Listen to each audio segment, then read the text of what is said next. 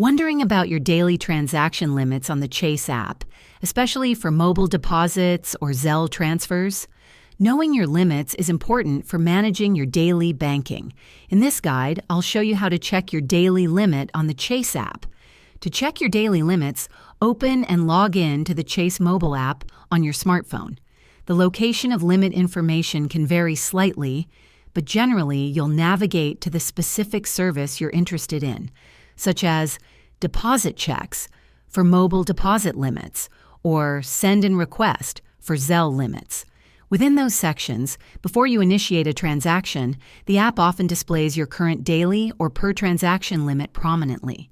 Alternatively, you can often find general limits in the app's Help and Support section or by searching the FAQs. If you still can't find it or need clarification, contacting Chase customer service directly will provide you with your precise limits.